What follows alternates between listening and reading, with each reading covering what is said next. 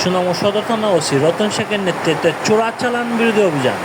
বালিয়াকান্দি দুটি স্থান থেকে 17 বস্তা ভারতীয় শাড়িসহ 3 জন আটক। ওসি রতন শেখ জানিয়েছেন, চোরাচালান এবং মাদকের বিরুদ্ধে অভিযান প্রতিনিয়ত অব্যাহত থাকবে। আমাদেরকে তথ্য দিয়ে সহযোগিতা করুন। ওসি রতন শেখ।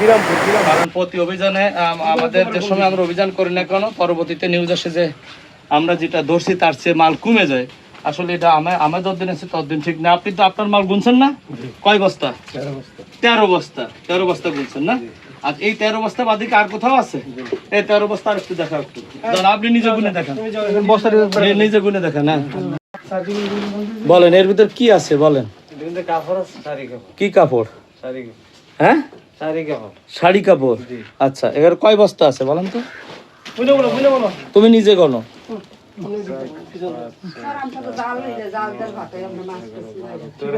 হ্যাঁ, কে এনে রাখছে আপনার কাছে বলেন? না, কে আইনে রাখছে? কে? নাম বলো।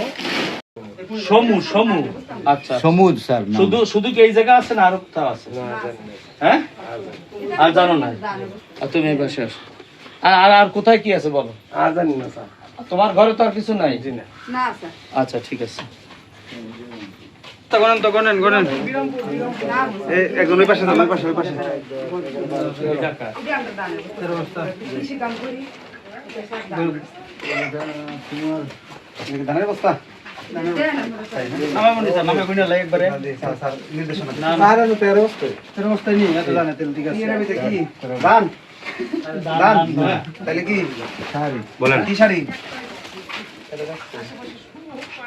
আচ্ছা, এই জায়গাটা হচ্ছে একেবারে ইন্ডিয়ার বর্ডার। এই জায়গাটার নাম কি?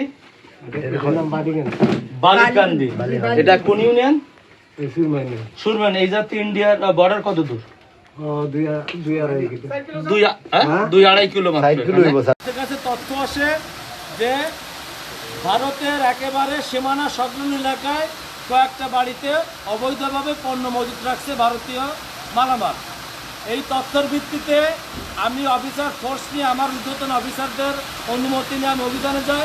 কারণ আজকে আমার অভিযানের যাওয়ার একমাত্র কারণ হচ্ছে যে আমাদের অভিযানে মাঝে মাঝে কেউ নেগেটিভ নিউজ করে যে 10 বস্তা ধরলো, 8 বস্তা চলে গেল।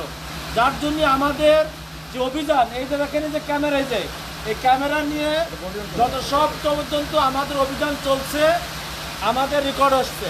এবং আমরা অভিযানে প্রথম আমরা পাইছি 13 বস্তা মাল এবং পরবর্তীতে পাইছি আমরা আরও 4 বস্তা মাল।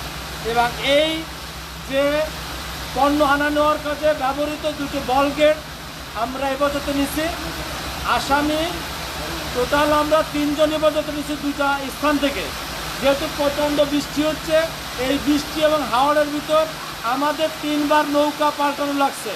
নৌকা পাল্টানোর পরে আমি নিজে সহ আমার সহকর্মীরা অনেকে ভিজে গেছে এবং অনেকে আহত হয়েছে। আমি নিজেও নৌকা ভেঙে নিচেই পড়ছি। যাই কিনা করে সেটা বড় কথা না, আমাদের কথা হচ্ছে এইভাবে যদি আমরা এগিয়ে যাব, আপনাদের যদি সহায়তা করেন, এগুলো কিন্তু আমাদের তথ্য দিচ্ছেন কিন্তু আপনারাই।